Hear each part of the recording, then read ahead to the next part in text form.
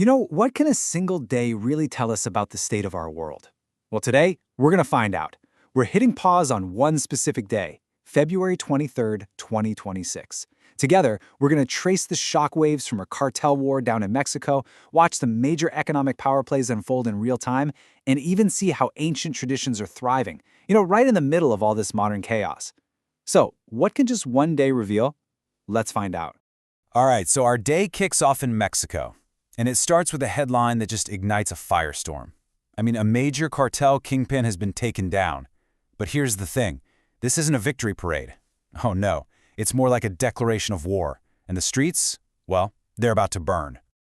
Okay, first up, global flashpoints. We're going to look at two very different kinds of warfare happening on the exact same day. Think about it. In one corner of the world, you've got all-out, blazing street battles. And in another, it's more like a super high-stakes chess match.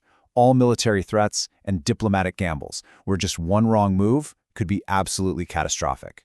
So here's how it all went down. You've got this super high-stakes military operation, right? It's backed by U.S. intelligence, and they're going after the notorious cartel leader, El Mencho. And they get him. They actually succeed.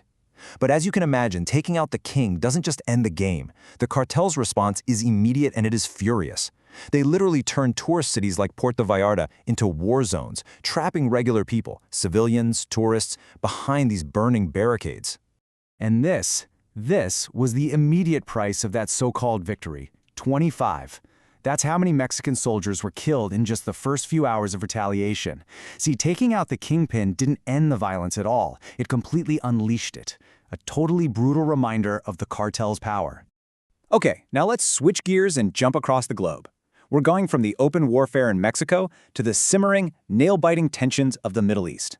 Here, the battles aren't being fought with roadblocks and street gangs. No, this is a war of whispers, drone strikes, and tense diplomatic ultimatums.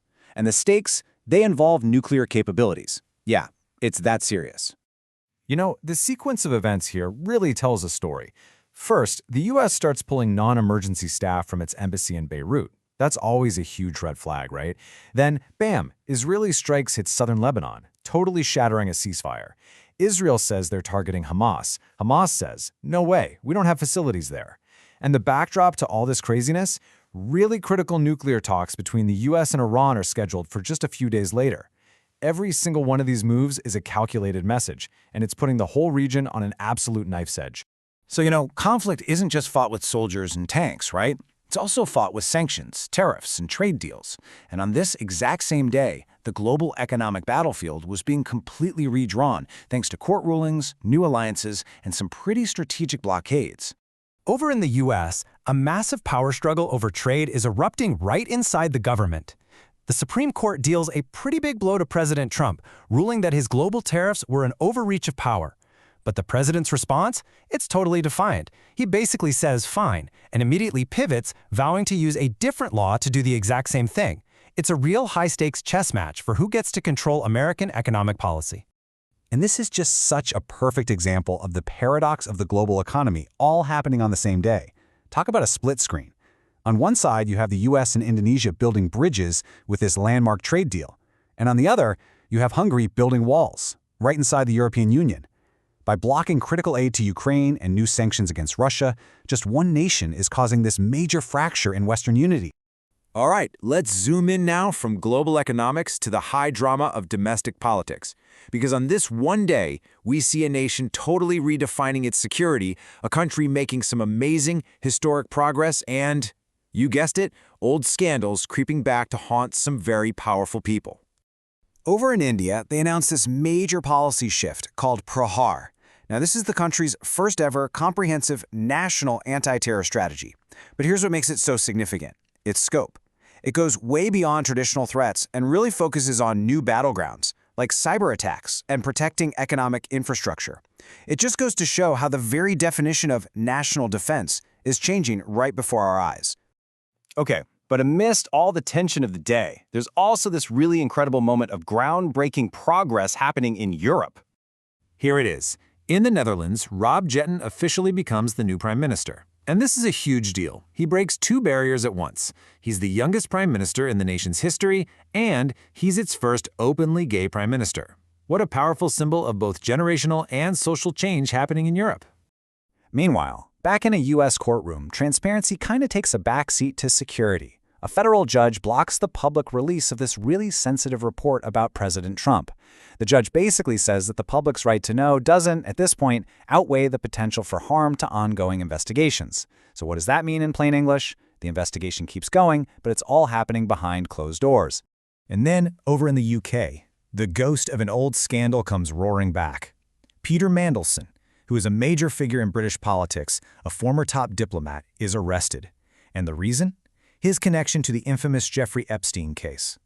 It's just more proof that for some people, even the super well-connected, the past is never, ever truly buried. All right, for our final section, let's pull way back from the headlines. Let's just try to get a feel for the pulse of humanity itself on this day. We're going to see a story of human movement on a scale that is just hard to even wrap your head around. We'll see a setback in our quest for the stars, and then a tradition that connects us all the way back to our distant past. Okay, just try to wrap your mind around this number. 3.63 times billion.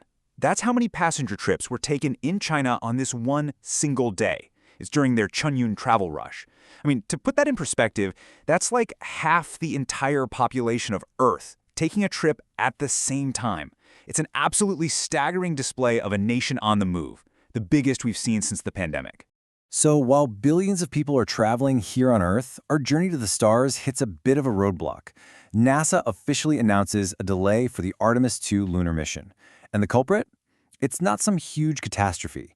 It's a tiny technical flaw, a problem with helium flow.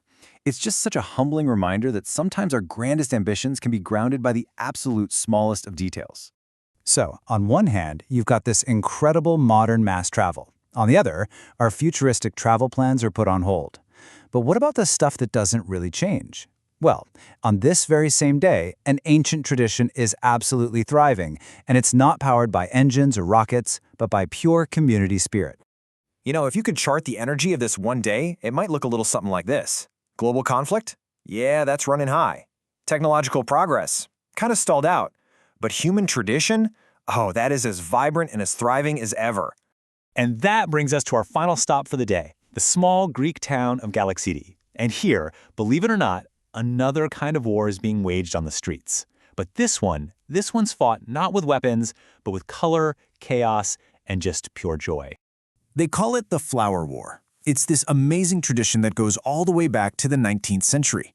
To mark the beginning of Lent, the entire town just erupts in this chaotic, joyful battle of colored flour. It's messy, it's ancient, and on a day that's so full of serious conflict and high-tech setbacks, it's just this beautiful, powerful reminder of the simple, enduring power of human community. So that was one day, just one. A cartel king falls as a new prime minister rises, a trade deal builds a bridge while a blockade builds a wall. A mission to the moon is stalled while an ancient festival explodes with life. All of it happening at the exact same time. So the question we want to leave you with is this. Looking at all these connections, what does this single, chaotic, incredible day tell you about the world that we all share?